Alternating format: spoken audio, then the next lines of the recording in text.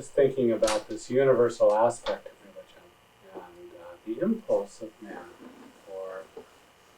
for prayer, for going inside, for discovering what the truth is. And thinking about that and just going within right now and focusing our attention within the heart and sensing there that place where we are all connected to that universal life, where there is no separation. It is a transcendent experience that takes us beyond identification just with this body and this name that I've learned to call myself by,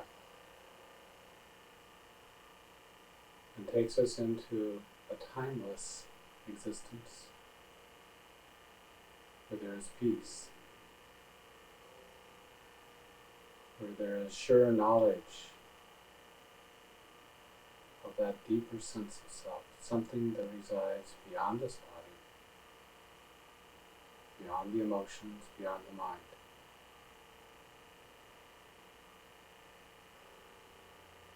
Just opening our minds to the possibility, if we don't immediately experience the reality of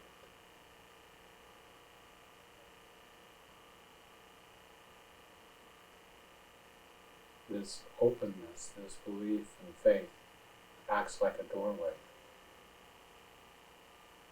And through the doorway, the light can shine.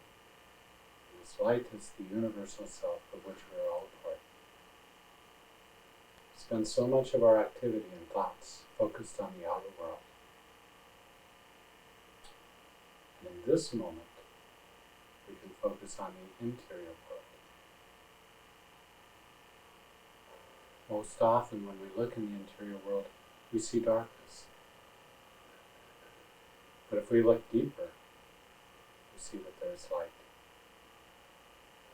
And when we invite that light into our heart, into our soul, and allow it to illuminate our being, body, mind, and soul, become brilliant with that light, that peace, that sense of harmony.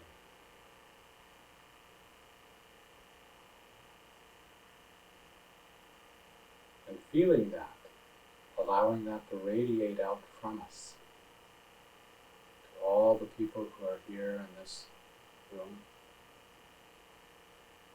and letting that light, that peace, that harmony go out to this community, and wrapping it in a bubble of light, and seeing all disharmonies, all hard-heartedness, all those who are blinded in darkness, to attune themselves to light, to peace, to inner joy. Go on expanding that light until you see this entire world as a tiny bubble floating in that light, permeated in that light. And you feel your own peace and your own consciousness expand out into further and further reaches. Allow your mind to go out among the stars, the stellar systems, the entire cosmos, and feel your mind, your spirit expand and expand.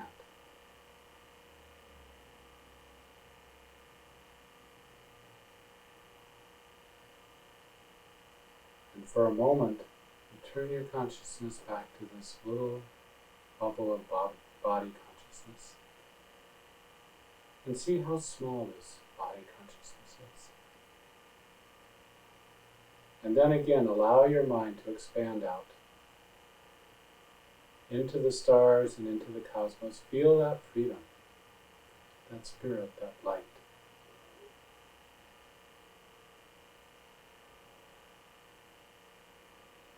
You're not confined to this body alone. you are ever one with that infinite spirit, infinite light, pure intelligence.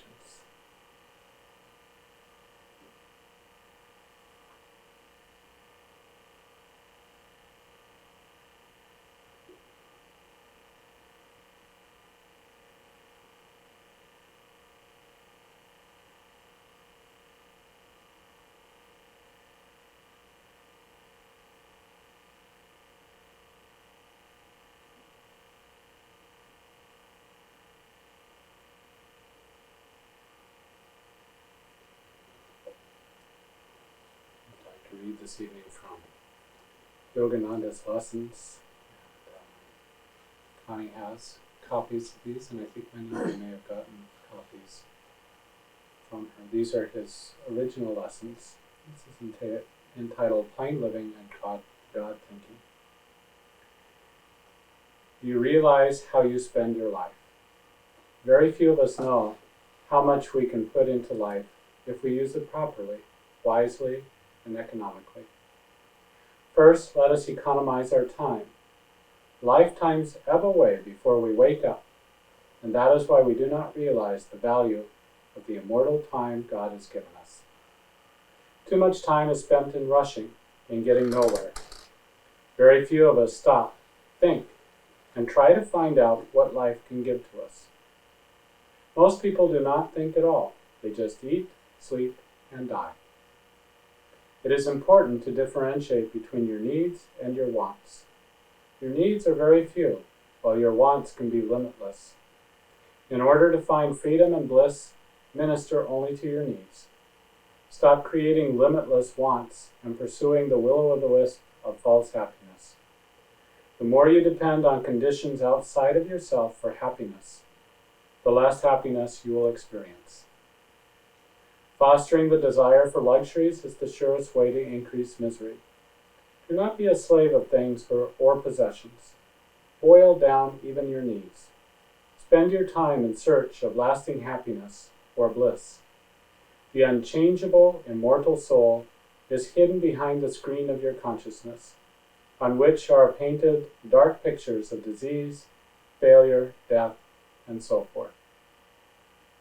Lift the veil of elusive change and be established in your immortal nature. Enthrone your fickle consciousness on the changelessness and calmness within you, which is the throne of God. Then let your soul manifest bliss night and day. Happiness can be secured by the exercise of self-control, by cultivating habits of plain living and high thinking, by spending less money even though earning more. Make an effort to earn more so that you can be the means of helping others to help themselves. For one of the unwritten laws decrees that he who helps others to abundance and happiness always will be helped in return by them, and he will become more and more prosperous and happy. This is the law of happiness which cannot be broken. Is it not better to live simply and grow rich in reality? The soul's nature is bliss, a lasting inner state of ever-new, ever-changing joy, which eternally gives joy without changing the one made joyous, even when that one passes through trials of physical suffering or death. Desirelessness is not negation. You must attain self-control in order to regain the eternal heritage of all fulfillment lying within your soul. First, give your soul the opportunity to manifest this state by meditation, and then constantly living in this state, do your duty to your body and mind and the world. You do not need to give up your ambitions and become negative. On the contrary, let the everlasting joy, which is your real nature, help you to realize all your noble ambitions. Enjoy noble experiences with the joy of God. Perform real duties with divine joy. You are immortal and are endowed with eternal joy. Never forget during your play with changeable mortal life. This world is but a stage on which you play your parts under the direction of the divine stage manager. Play them well, whether they are tragic or comic, always remembering that your real nature is eternal bliss and nothing else. The one thing that will never leave you, once you transcend all unstable mental states, is the joy of our soul. What is God? The usual conception of God is that he is superhuman, infinite, omnipresent, and omniscient. But in this general conception, there are many variations. Whatever conception we have of God, if it does not influence our daily conduct, if our everyday life does not find an inspiration from it, if it is not found to be universally necessary, then the conception is useless. If God is not conceived in such a way that we cannot do without him in the satisfaction of a want, in our dealings with people, when earning money, in reading a book, in passing an examination, in doing the most trifling or the highest duties, then it is plain that we have not felt any connection between God and life. God may be infinite, omnipresent, omniscient, personal, and merciful, but these conceptions are not sufficiently compelling to make us try to know God. We have no immediate and practical use for those conceptions in our busy life. We read about God in his various scriptures. We hear of his presence and praise in the sermons of religious men and saints. We imagine him behind the veils of the beauty of nature. We think about his existence through the logic within us. But all of these windows through which we try to see God are fitted with an opaque glass of uncertain inference drawn from untested, unscrutinized data. We cannot have full or direct knowledge of God through the limited powers of the intellect, which give only a partial and indirect view of things. To view a thing intellectually is not to see it by being one with it. It is to view it by being apart from it. Intuition is the direct grasp of truth. It is in this intuition that God consciousness is realized. God is bliss. He is ever existent. When we wish for eternal bliss, or God, we also wish for eternal, immortal, unchangeable, ever-conscious existence. It must be remembered that finding God does not imply complete neglect of various physical and spiritual battles of life. On the other hand, the climbing spiritual aspirant must learn to conquer in order to free the temple of life from the darkness of ignorance and the weakness of disease, so that God's perfect presence may be perceived. As a house full of jewels cannot be seen in the dark, so that presence of God cannot be felt while the darkness of ignorance, overpowering disease, or mental inharmonies prevails. How to know God? To know God is to love him. Knowledge of God must precede the ability to love him. At least we must have some little conception of what he really is. We are told he is love, but we know only human love. How then can we conceive the wondrous love that makes mankind free? Wood, stones, animals, all things are but different manifestations of God with varying rates of vibration.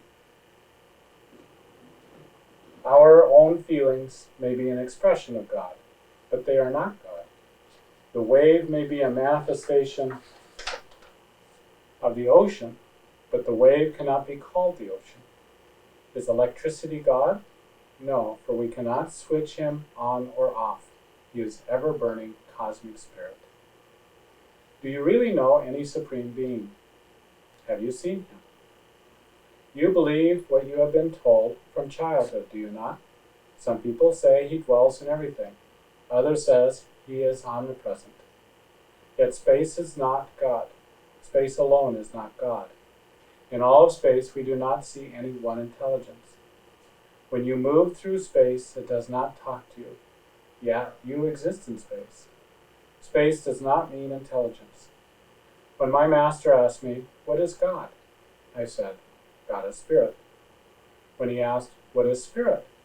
I answered, "Spirit is infinite intelligence." "Yes," he said, "but infinite intelligence is God. So you see, you are talking and reasoning in circles, and that way you will never get anywhere. Substituting different names for God does not define him. Similarly, the Bible says the Word was God, but what is the Word? In the same way, when you are asked to define water, you may say it's H2O, or aqua, or rain, or ice, and to try to define it that way. If you really know what God is, then you can define him satisfactorily to a new inquirer. But when you try to analyze or define God without knowing him, you only give your ideas about God. What is God? That is one of the questions I thought I was sure of until I found out I could not make a satisfactory explanation.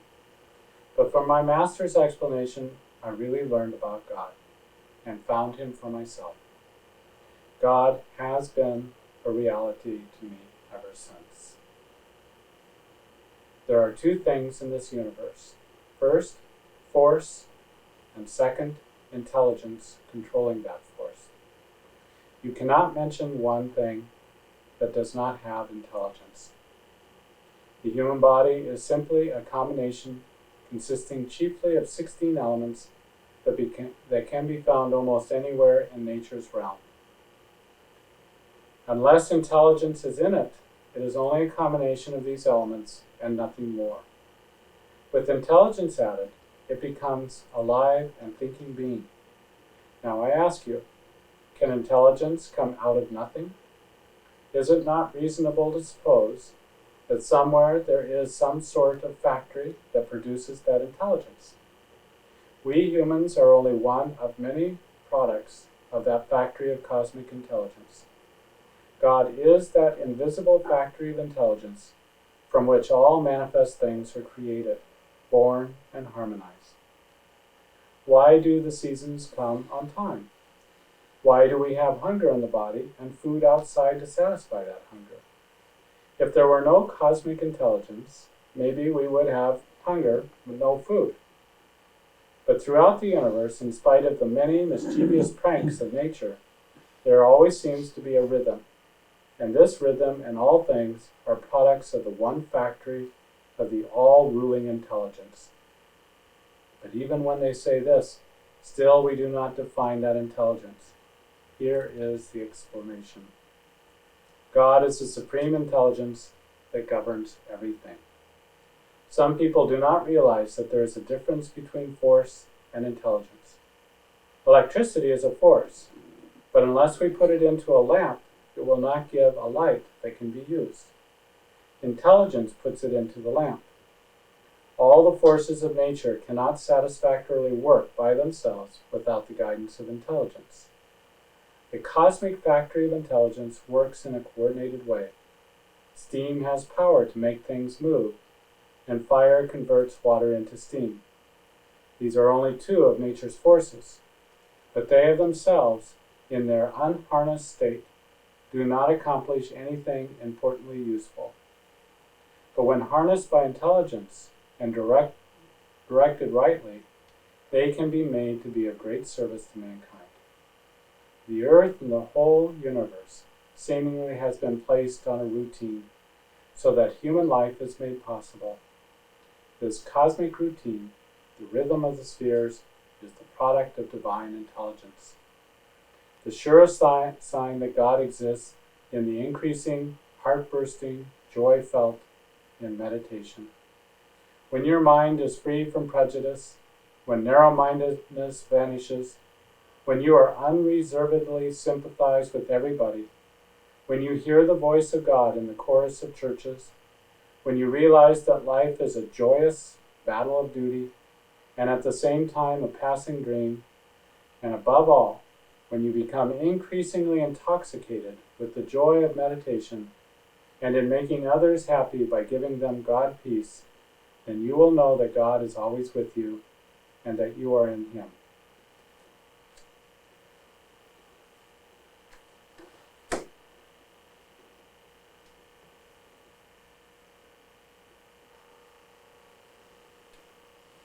wanted to speak for a little bit tonight about creating spiritual community. In all of our lives, we get together for various reasons. We get together with people for purposes of work. We have our family. We have social groups that we get together. And in all of these various activities and groups, we can see that there's a commonality that pulls us together. If we decide to get interested in a certain sport, and so we join a league, and in that league we get onto a team, and in that team a certain camaraderie begins to form. And through the strength of that camaraderie, we develop a winning attitude, and we begin to win at certain sporting events. And all the people who are involved in that league of sports come together with a common thought, a common goal. They all want to excel within that sport. If we're at a work site, we come into agreement, if we're working for somebody else, around our providing of services, and in return for those services, we get remuneration. We begin our own business, we start with an idea, we start to attract clients, and perhaps we have people work for us. And again, all combined under a common idea, a common goal that everyone is moving towards. If we don't have that common goal, if there's not that spirit of being kindred spirits, then things begin to break down. Divisions begin to get created, and from those divisions it weakens whatever organization or whatever form of camaraderie that we've come together to form. That happens within families, it happens within business, it happens within social groups across the board. When we think about our spiritual life, we sometimes believe in a spiritual path because that's something that our parents gave to us and our parents' parents, and it's something that's been handed down through tradition. Other times we break with that tradition and we kind of get out into free ground. We're finding our own way along the path. Whatever the case is, we generally look for kindred spirits, even though the path that we take towards God is always a lonely path, is always a path that we take within ourselves. So we have this resonance that goes back between what do I believe, what do I think about this, and what do I hold in common with other people. When we find others who are like-minded, we come together. The purpose in coming together is to draw strength from each other, to draw support from each other, to make us better than we are as individuals. And yet the responsibility is always on us as individuals for our own path, for gaining that amount of realization that we've come to get. And so we're balancing those interests of what do I believe, what do I really think here, and how can I come together with the group and make that stronger, be better. And not only just what do I get out of it, but what do I bring to it as well. Because by my participation, I give others support in their own spiritual journey. In the worldly way of thinking about things, if one person has more, oftentimes it's believed somebody else will get less. That's a worldly minded kind of way of thinking about things. And so the pie is only so big, and it can only be divided up in so many pieces. In spiritual conception, the pie grows, and it has unlimited capacity for growth. When you grow spiritually, you take nothing from anyone else. There is never a reason for jealousy for another person and what they're getting spiritually. Because when somebody truly spiritualizes their life, they grow in that light, that love, that bliss of God, that intelligence that guides their life. It helps to raise everybody in And when each one of us takes responsibility for our lives and dedicating our lives towards that light, towards that upliftment, then it helps to raise everyone's life. And even secretly, in a sense, that a vibration is sent out. And even people that you don't have contact with or may not even know that you're leading a spiritual life, still they're touched by that. Because there's an inner power that gets generated through that begins to lift up everyone. The opposite is true as well, as we lead a life that tends to degrade us, that retards our spiritual progress, that incorporates more darkness into our life. That tends to lower the life for everybody around us as well. So we have a responsibility to ourselves, and we have a responsibility to this world. And sometimes we think, well, I'm just one small person, what do I matter to this world? But each one of those great spiritual luminaries that we know from down through time, Gandhi, for instance, was just one individual. He went to law school in England, he went to South Africa, and on South Africa he was in first class, and they threw him out of first class because his skin was a different color. He was outraged. He thought, I'm an English citizen. And so he took action, and he worked to change those laws. And when he went back to India, he ignited that country into a peaceful revolution. Really an absolutely unique experience as far as the world is concerned. He has become a symbol throughout the world for not passivity, but being peaceful. But he never thought of himself as being passive, because he was very active, but he was non-violent. He wished no violence for anyone, and yet he was very strong, he was very outgoing in his actions. And so he has come to represent that for the world. Everybody knows the name of Gandhi, they know what he represents. In the same notion, Hitler existed on the earth at exactly the same time. We have such a wide variety of people, don't we, on this earth, that a Gandhi and that a Hitler can coexist at the same time. And of course, we well know Hitler's actions and where it led the world to. Each one of us are a representation of that. And each one of us has an uplifting Gandhi within us. Each one of us also has a destructive Hitler within us. And we choose what we give power to through our own thoughts, through our own actions, through our own words. And every moment is that choice. Do we adhere to Dharma, to righteousness, to right action? Or do we go with a-dharma? Do we go against that truth? Do we go against that right action? And in one sense, it's very mathematical, that the more we act according to our own inner light and uplift our consciousness, we are the beneficiaries, and the world at large is the beneficiary. The more we go against that, the more we degrade our own lives, and the more degraded the world becomes. When we come together, as this group has come together, focused on that truth, focused on the real goal of life, the realization of God within our life. And we put energy into that. We put our time, we put our effort, we put our caringness and our love into that.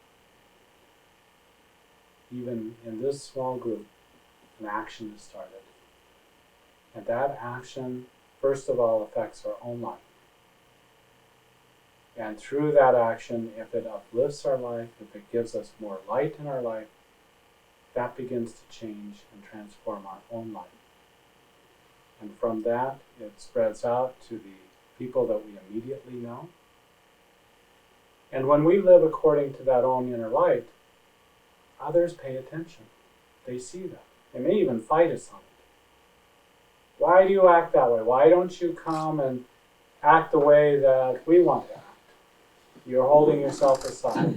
Don't do that. Come in and be on bad behavior like we are. And people in bad behavior always want you to act like they do. Come and drink more with us, or use drugs with us, or whatever the activity is going on. They get uncomfortable if somebody holds themselves separate and apart from them, because they're not comfortable just doing it for themselves. They want to bring everybody in on that. But when we stand aside and we say, no, that's not me, I don't do that. Others may fight us on it, but they pay attention. It stands out to them. And they may even call us names, and they may get upset with us, but nevertheless, it leaves an impression on the mind. And they think about it. And if they have that light within them, it'll resonate with something deeper in them, something beyond their own reasoning mind that may fight and rebel against it. Something deeper, and they go, I like that. I like that sense of purity. I like that sense of love. I like that sense of light. And it starts to stir that light inside of them, and they start to awaken to that. And we may have passed long out of their lives without understanding or realizing that we've made any impression on their life at all. And still, that symbol, that action, that way of holding ourselves in life makes a big difference. And that is the spiritual principle, that when we live according to that, we change ourselves and we change this world. And as I say, just the opposite, when we live against that, against our own life, what we know to be true, what we know to be right, we degrade our own life, we degrade our own consciousness, and we bring the world down with us. So when we look at this world and we see the events since September 11th and even before, and we say, what can I do? I'm just one person. But what we can do is we can, first of all, dedicate our own lives to living to the light, living to our own Dharma. And second of all, we can come together in groups and we can bring together that power. Jesus said, where two or more are gathered in my name, I am there. There's some special emphasis to joining together. There's a consciousness that's created. There's a concept called synergy. Synergy is that two people coming together is more than what two individuals can do. And if three people come together, that's more than what three individuals out there. There's a power, there's one way, the sum total is greater than the parts. You add your part, somebody adds their part, but there's an added ingredient that comes in that makes it even more powerful than just the two people themselves. And every time that we come together in like-minded purpose, dedicated towards that light, there's a synergy that's created. There's a power. And as that happens over time, that creates even more, a greater sense of power, a greater sense of purity, because we go deeper into that spiritual light, into that understanding. So in order to support our own spiritual life, and in order to develop ourselves, but even more than that, to create a greater power than ourselves, that we at times come together. Now there's no one group that has all of the answers or is the one right way.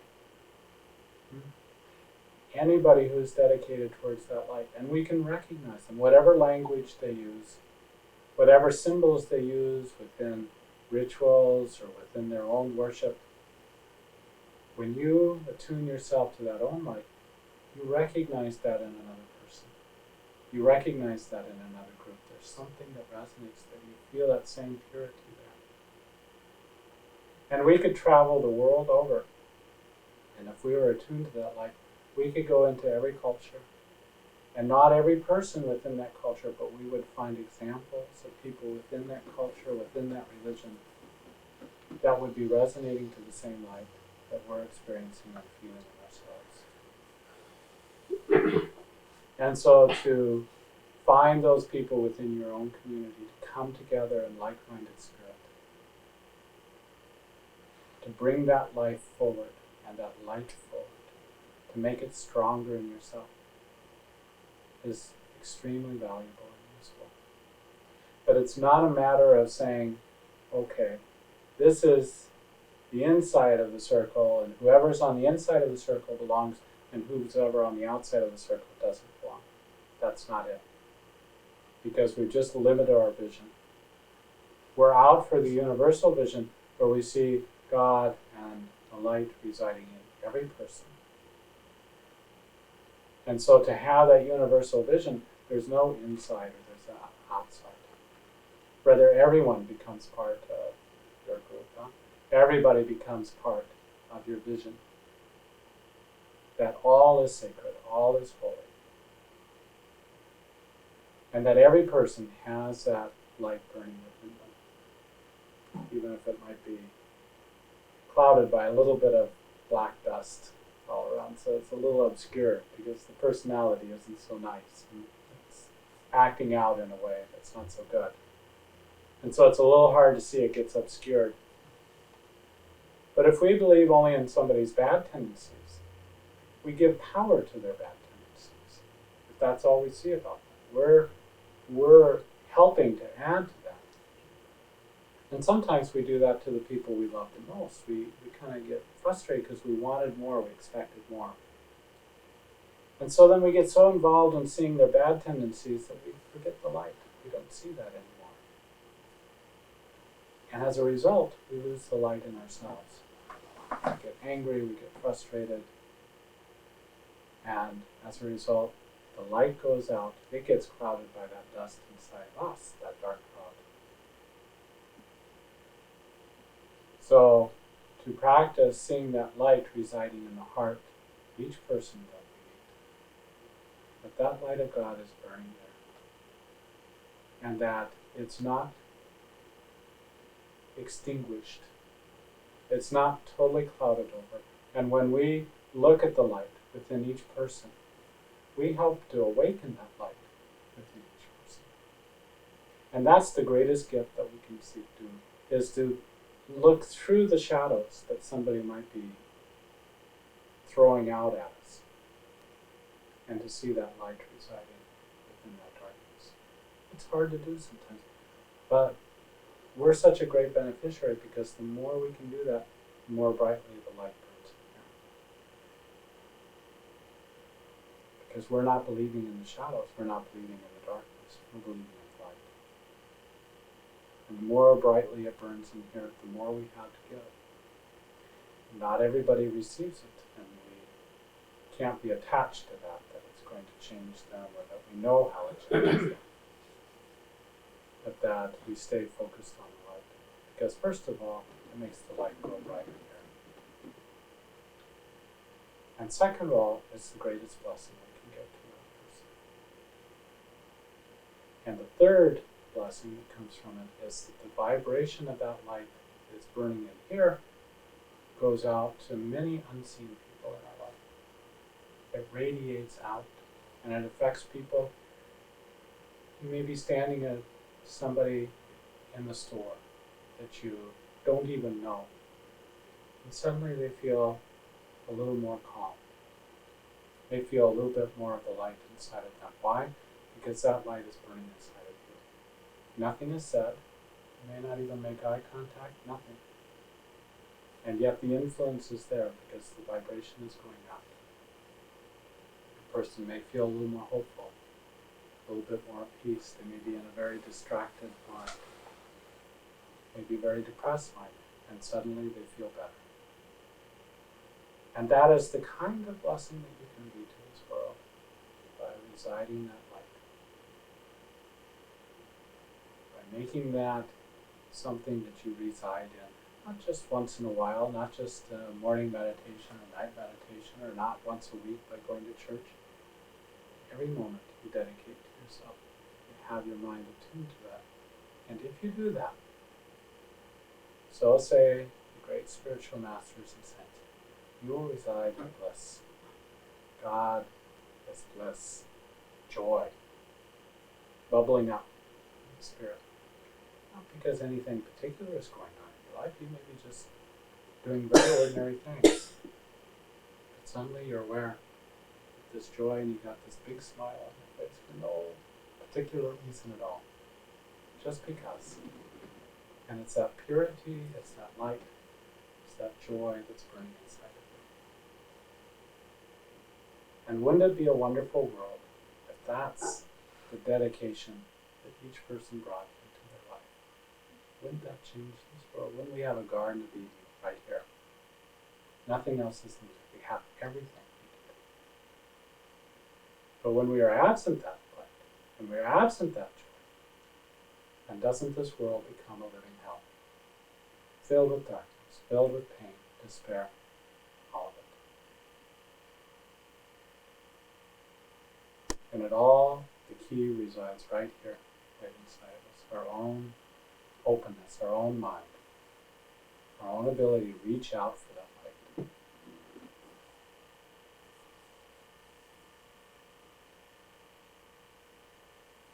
I'll just stop there and just see if there's any comments or questions.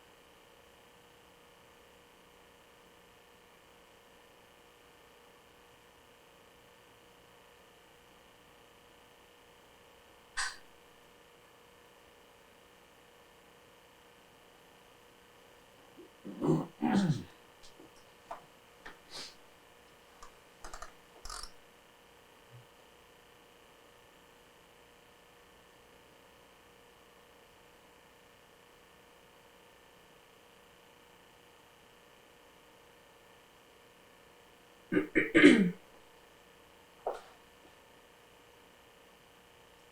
what do you do? Let's say if you don't judge, you don't see, don't judge the people, whatever they do. But let's say people, friends that fear so much that you might go in the wrong path because they think because whatever you do, that for them is wrong, it could be an occult, whatever it is. How could you find a way to express and let them know that I know, just show the light. Yeah. That was a silly question. They always answer me this Because sometimes you do lose your mind and like you do get wrapped up trying to explain to someone else, like, try to see, like you said, the light in everyone. Maybe, the light sometimes is clouded or dark ground, but there's light in everyone. Sometimes you lose your light explaining the person to, because you get exhausted. We get outside of ourselves. Yeah. And I think when we're trying to talk to somebody about these things, and suddenly we lose our own way, like we confuse ourselves. I'm not sure what I'm trying to say. I think that's an indication back up. There's some connection not being made here. And even people who are seemingly open and we just don't feel that flow, there's other times when we talk and it just comes so spontaneously and the flow is just there. And that's a good indication, okay, this is good. And you'll get to a certain point and like that's it, the door closes. And to pay attention to that, to listen to that. So many people have so many fears. And you think, well, what are they afraid of me? Are they afraid? You know, they're just afraid. And so their doors are closed. And if we're trying to give something to them, but the doors are closed, it's going to back up on us, you know? And it just doesn't feel right. It's not going right. Just leave it alone. Even if they're seemingly kind of open, but it's just not, the words are not forming right for us. It's not flowing right, and just leave it alone. And when it flows naturally, and it's just right there, then that's a good indication, yeah. They're open, they want to hear this. If somebody expresses their fears to us, I think we can just say, well, I really appreciate your caring for me. You obviously care for me, you're concerned about me, you're concerned about whether I'm going in the right direction, if I'm on the right path with this or not. And if you ever see anything that concerns you, I would be glad to hear about that. But I can tell you that, you know, I'm happy with my path. I'm happy with the light that I'm following. But that if you have those concerns, please talk to me about them, because I would really like to hear them. And then you can just listen for, is what they're saying, is it coming from light or is it coming from fear?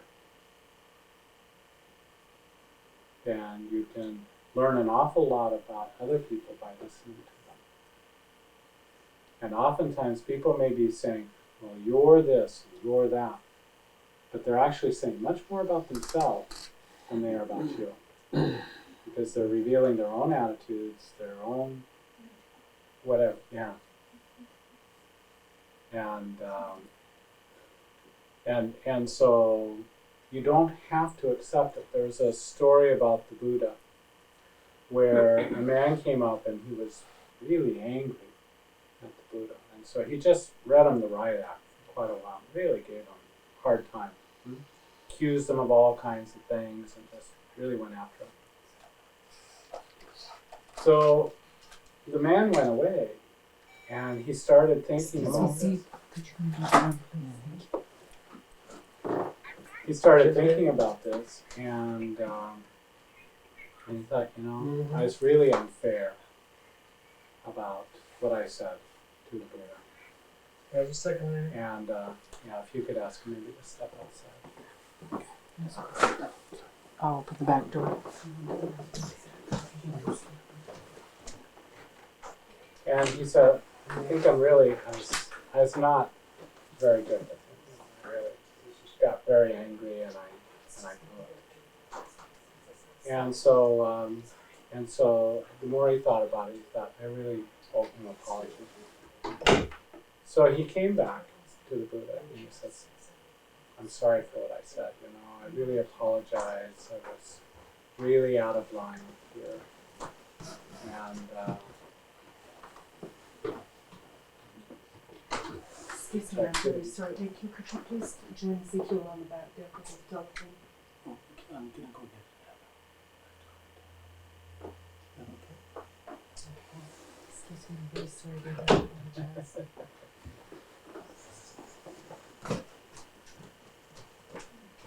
so anyway, he went back to the Buddha and he says, I really want to apologize that I threw all this stuff, all these accusations at you and all this thing. And the Buddha said, well, you don't owe me an apology. He says, well, yeah. He says, look at what I did to you. And the Buddha said, well, think about it this way. If you brought an apple to me and you handed me the apple, and I refused to take the apple, he said, who would have the apple? He says, well, I would. He says, same way. You came, you offered all these insults to me. I didn't accept them. You went away, you had them, and they worked on your mind. And you came back because it was bothering you so much. So when people try to lay things onto us, us and say, well, you're this, or you're that. Or it's our choice as to whether to accept it or not. And one of the things that we can do is that we can hold things in our hand. If somebody tries to give us something and say, this belongs to you. And maybe some of it does. Maybe we're responsible for some of it. Maybe it doesn't. In either case, we can take what part doesn't belong to us and throw it back to them. And say, that doesn't belong to me. I don't have to swallow that. I don't have to take that in. That's not mine. You're trying to give me something that doesn't belong to me. And too many of us just swallow whatever is given to us. If somebody says something about us and we don't take the time to think, is this true or not? We just swallow it. And then we feel bad, we feel hurt, we feel disturbed by it. But if it's not ours, we can just simply throw it back and say, that's not mine. And we can save ourselves a lot of trouble that way. And that most times when people are saying things to us, they're really talking about themselves. They're talking about what their perception is. They're talking about what their values are. They're revealing more and more about themselves. And they may be talking about us. They're saying, you, you, you. They're really saying, this is me, me, me. And if we take it on and we say, oh, they're saying this about me, it must be true. Well, why? Just because somebody else says it about it, why does that not must mean that it's true? So if we can catch it in our hand, say, does this belong to me? And again, some of it may, and we can analyze that and say, okay, I will accept the part of that, I'll own the part of that that's mine. The rest of it, I toss back to you. It's not mine, and I don't have to accept it.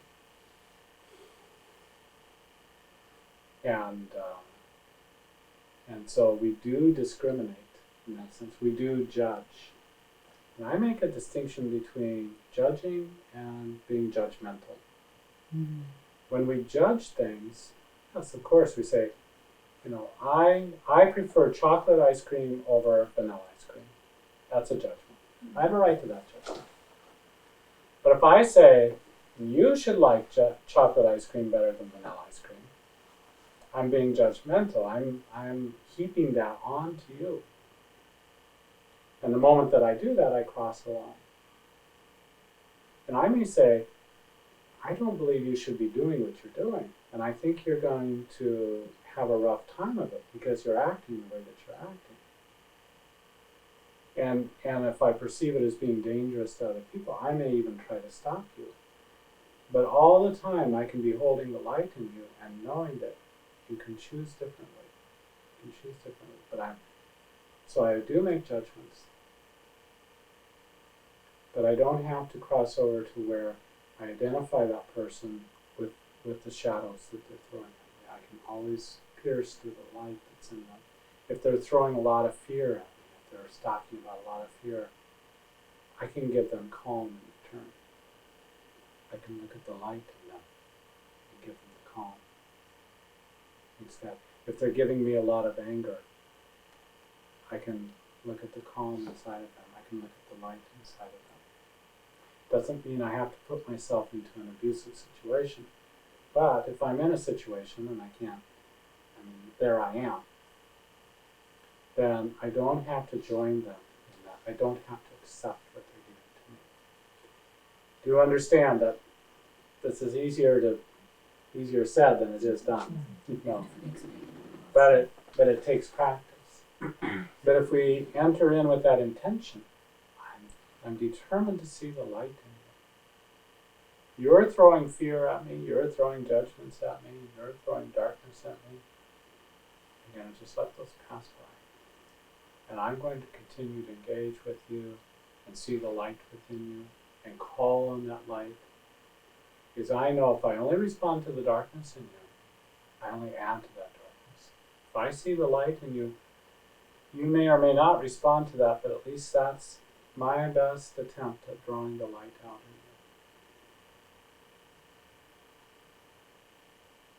you. And so that's, not everybody's going to react nicely. In fact, in the Bible it says the darkness hated the light. So if people are kind of busy running away from the light, and they see the light in us, they're not going to be happy with us at all.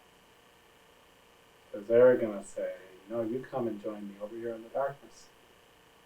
And if you don't, they're not going to be happy at all. So be it. You decide which team you want to be on. You know, the world divides up a bit. But you don't have to start seeing them as totally dark, even though they're throwing darkness at you.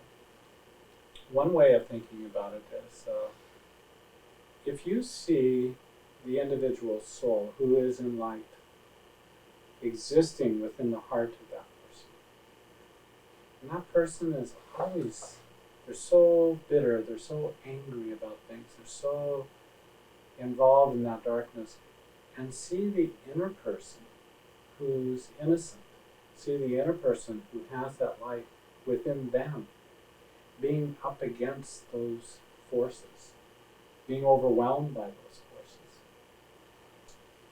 Let's say somebody has a real anger problem and they just have this explosive anger and they're just taking it out on other people, and it's really tough to be around them. But you see an inner person within them who's innocent, who's full of that light, and they live in that storm of anger all the time. And you can have compassion for that innocent part, because you might have to contend with them somewhat during the day, but they have to live with themselves 24 hours a day, 7 days a week. They never get a break.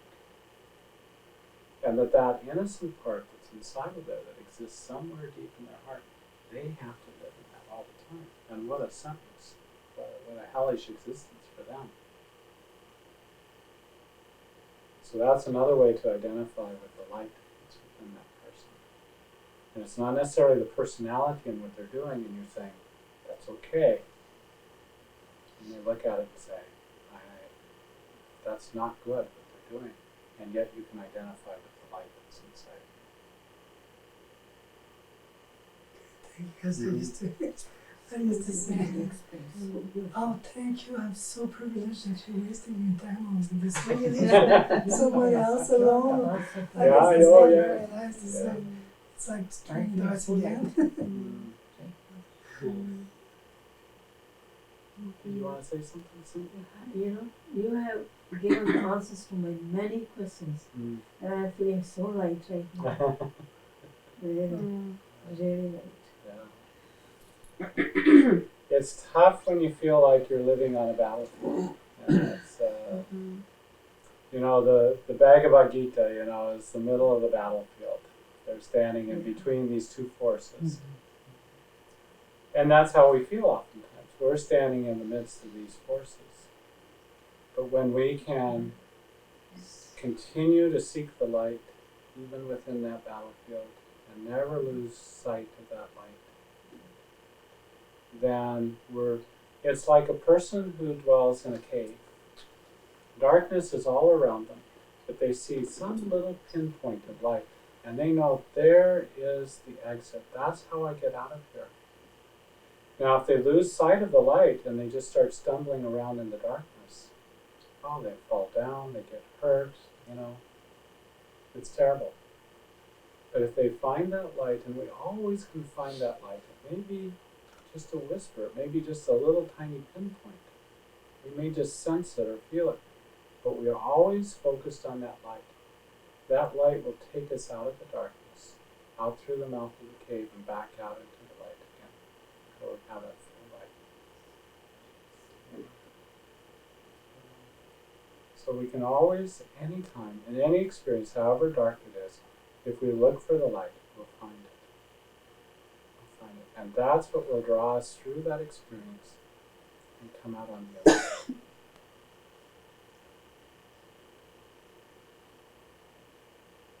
How do we know we have the light? We feel that peace, we feel that joy, we feel that purity.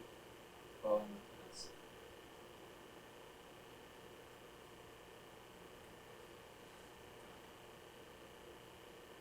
And see, let's say that you just see light in this person's of that soul.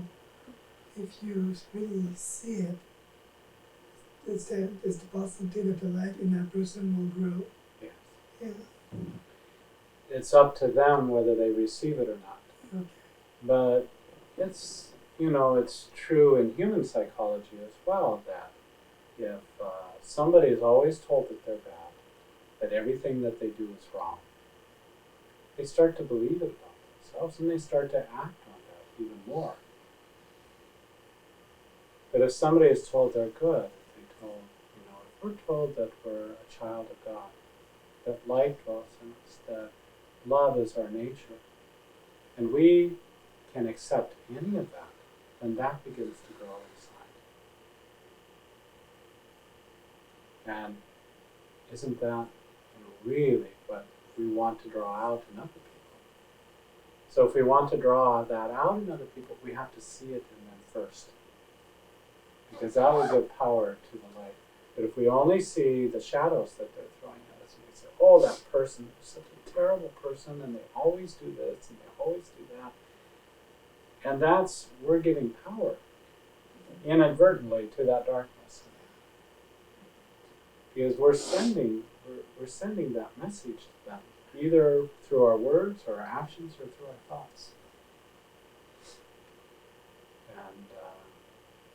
And so we're not helping them to grow into the light. We are retarding their own progress. We're giving power to their own dark, shadowy side. And it's hard sometimes. Sometimes we meet people and they have unlovely personalities. There's just no getting around it. They're tough to be around. And maybe they're really They scared me. yeah. I was going to say, you can see it, living in our own community. Mm-hmm. How people, what's going on in the community and the job situation. Mm-hmm. And they say losing a job is like a death. Yeah. Yeah. And you see that. And I've experimented with it too. If you talk to somebody, in a negative type, you're talking reality though, it's what's going on,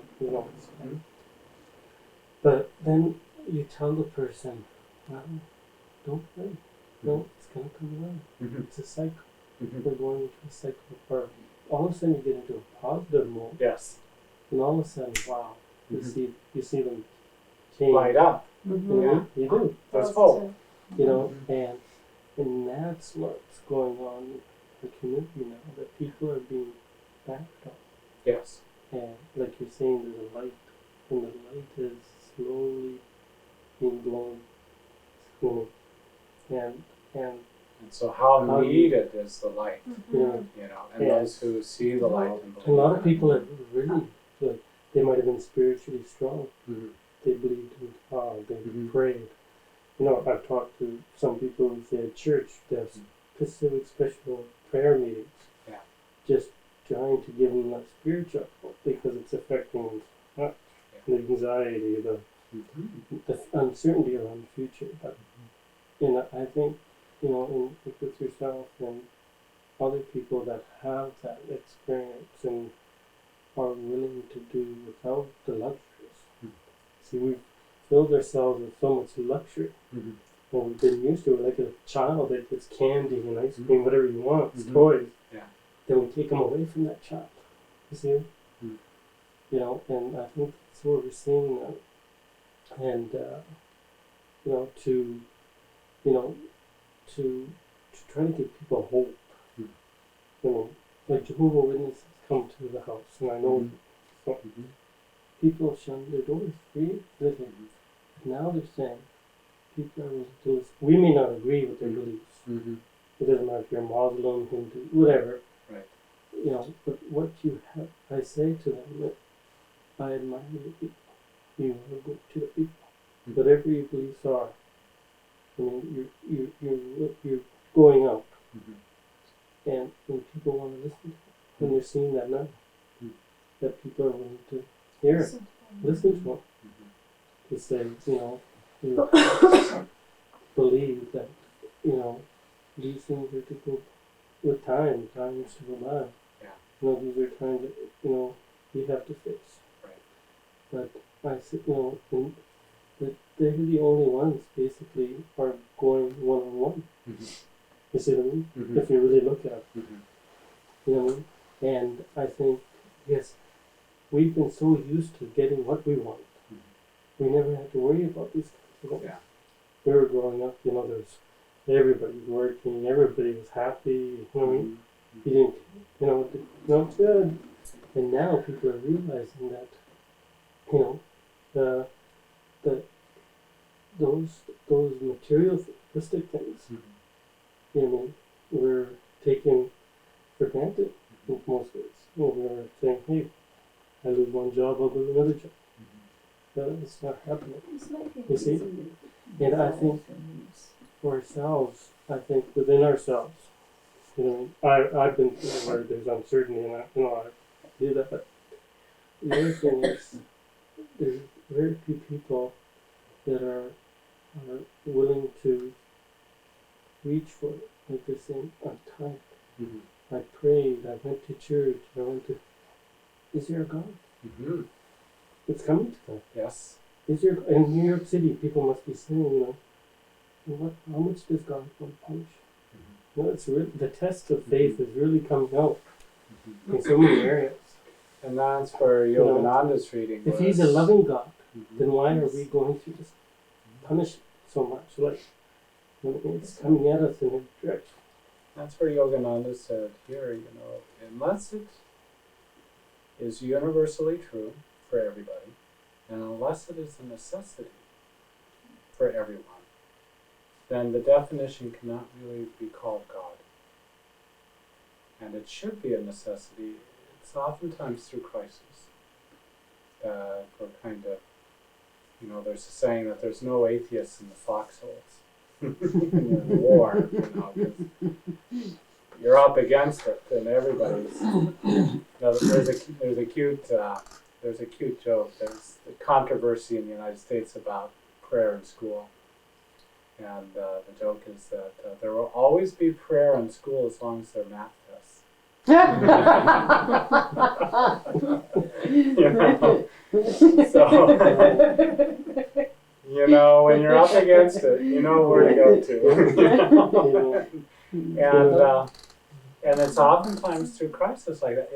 It's a challenge of faith, but it also, it was so interesting to me to see these twin symbols of these buildings that were really a symbol of man's power in the world. World trade and world power go down within hours, and the people didn't go to their own towns and hug their own banks and their own bankers and said, oh, thank God you're still here. They gathered together in prayer, they went to church, they had candlelight vigils. Their instinct, people's instinct, their response was to go to God. And that God, which is on the news and on television, is almost a banned word. You know, you can't. Suddenly, people were able to use it. And they weren't being ridiculed, and they weren't being put down for that. And that was the instinct of people to go to. So oftentimes when crisis happens, it deepens our spiritual nature. And that happens to us individually when we're kind of up against it. So this idea that a crisis is both a dangerous moment, and it's also a place of opportunity. And that we have this opportunity, we have this window open at this time due to a crisis where people, I think, have this great opportunity to deepen their spiritual lives. People within this community, when there's a financial kind of crisis and that there's this darkness that just kind of sweeps over, this negativity and negative thinking it's also an opportunity because it opens, as these Jehovah's Witness people are talking about, it opens people towards this kind of deeper way of being in life that's not strictly materialistic looking. And so while it's a dangerous time and it's a difficult time, I also see the potential. I also see the possibility. And that there could be a great flowering coming out of this, where people look deeper into their lives, they look deeper into their own spiritual lives, and we actually come out richer and better off for it because we've had this pruning. It's no doubt difficult, no doubt. And my heart goes out to these families and these individuals who lost their life, the people in Afghanistan who are going through such terrific suffering and coming into this winter time. And you just hope and pray for their physical well-being as well as their mental and their spiritual well-being. And certainly you want the very best for them.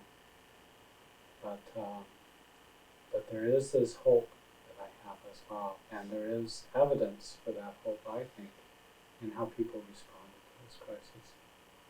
And that within Prince Rupert, if there could be, that the regeneration of this community could be a spiritual regeneration first, and then out of that comes mental creativity. And out of that comes the energy for action. Then it materializes in new businesses and new ways of doing things. That I think that is the strongest potential of how things get regenerated, how things get started. But it starts by people reaching out for the light first, by saying, I don't want to go into this place. I don't want to go into that darkness. So I'm going to reject that. And I'm going to go into the light. And for enough people to start doing that it becomes a resurgence within a community. And then suddenly new creative ideas come about. Well, we could do this. Because optimism comes with that light. Creativity comes with that light. Expansiveness comes with that light. Whereas the darkness contracts, brings things in, it makes things smaller, it makes life smaller. We get smaller and smaller until we exist in this little tiny cave. People who are very depressed just exist in this little tiny space. Well, the soul is too expansive to like that, so it produces this crisis. And at some point, it's got to break through that light.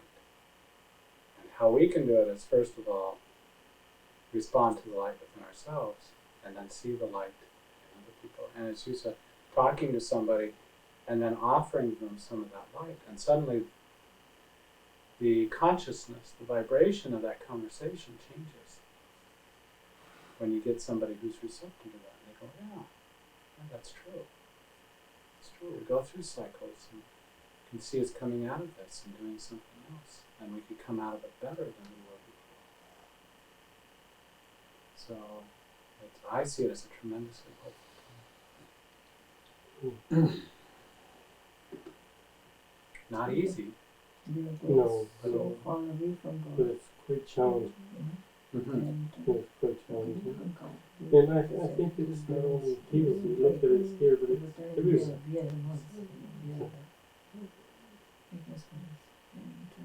Want to speak louder so we can all hear? I was just saying, that we were going too materialistic, away from God, and then we were thinking, it's in our hand, we can do. But then, this is the time I think God has given us a big shake. Yeah. He's shaken us up, and you see that light. And I think so. I do agree that sometimes we get so self-dependent that we fail to see the higher powers within us. And I think it's not, they said the scenario with the Twin Towers and the American people and some Canadians and whoever was there, And the United States, in a sense, they in a way, they're sort of self-dependent, military-wise and whatever, like we're considered one of the greatest forces in the universe here. And yet, it seems like just a small kind of force from the evil side, obviously, created so much destruction, and I do agree with you that it does need us to reflect that doesn't matter how powerful we feel or self-dependent, we are really nothing without God. We just, simple dust. And, no question that He will bring His people to be more focused in God and in community and so on. And it's said sometimes that's the only way we see it, but It'd be so nicer if we walked through the door in wisdom. But so oftentimes how it works is we get drugged through the door through crisis. mm-hmm. And it would be so nice for us to walk through the door with wisdom and saying, this is the right priority in life. Yeah, it's the right But thing. so oftentimes we lose the right priority, and some crisis comes along and wakes us up. And we get bloody knees and sometimes bloody nose, but that it can awaken us. It can awaken us. It's shaken us, The whole world, we all involved. It's a shock. It's a shock. I cried so much. I It's not got just, today's crash, Hmm. and one could feel the agony of the relatives, how they must be going through that too. And then again, God gives you the peace. These are the days you guys are going away from me. Just so. And when we focus on God, that Comforter is there even in the agony of separation and grief, that a sense of peace can come in, a sense of that light that helps support us even through that difficulty. And that's the great blessing when we open ourselves to that light, even in crisis within our own lives, that Comforter can come in and it can lighten our heart. It can make us feel some peace. And it defies reason in the sense that we look around and we say, well, it's reasonable to be afraid, or it's reasonable to feel badly or have sorrow or whatever. But it lifts us beyond that state of reason and gives us a sense of peace and light, even when we're in the midst of very difficult circumstances. And that's a great gift of grace, a great gift of light.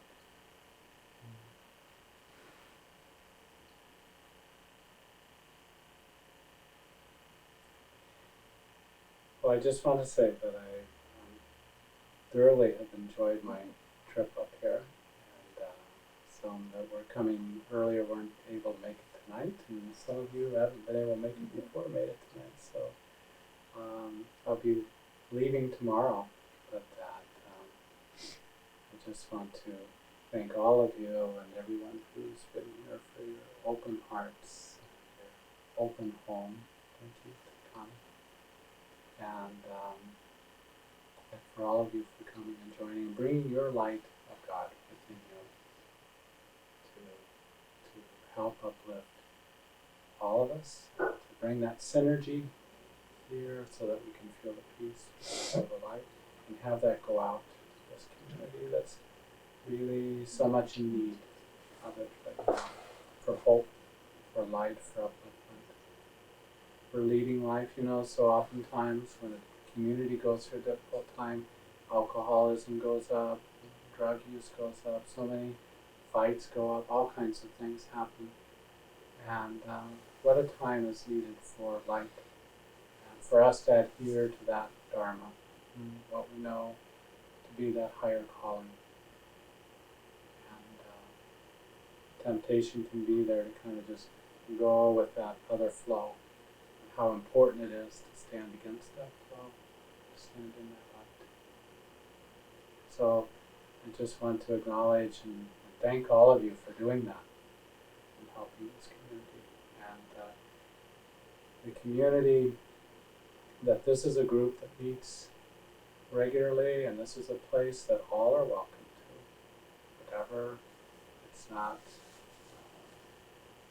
a religion, so it welcomes all of those from all religions. But that also that it not be just confined to a group, but that the whole world, all of humanity is part of that circle, part of that circle of life, part of that circle of welcoming and uplifting. How much the world needs that right now, how important that is, and how much we need it. To get on track with our own spiritual growth, and to know where we're going, and the means to be able to get there. I look forward to my next visit, which looks at this point to be next June. I'll be to India for 3 months, January through March and April.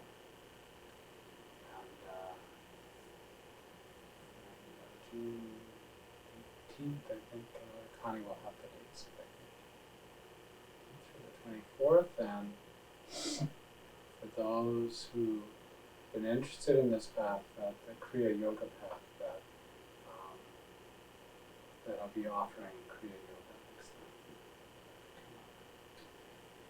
time. 17th is our show. I know, I was going to say that. So, you can come to our show. On the 17th. What is your show? But our year-end show, Yeah. that would be Oh. like our That would big be- dance. that would be performance. wonderful.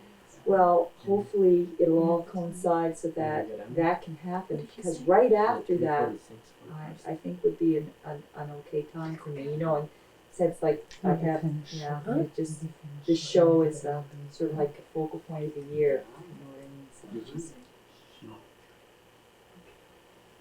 Okay. How about if we have a closing prayer, and then have some prasad. Thanks to Cindy.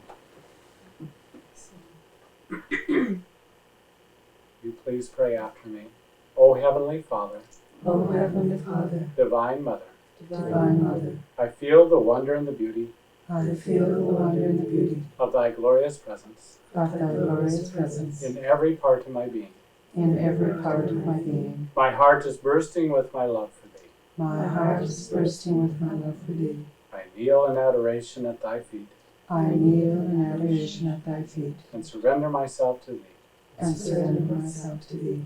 I feel the power of Thy perfection I feel the power of Thy perfection surging in every cell of my body. surging in every cell of my body. My mind and my intelligence My mind and my intelligence are radiant with Thy healing light. are radiant with Thy healing light. My soul is filled with the ecstasy and bliss My soul is filled with the ecstasy and bliss of my communion with Thee. of my communion with Thee. I and my Father are one. I and my Father are one. Blessed Spirit, I am He. Blessed Spirit, I am He.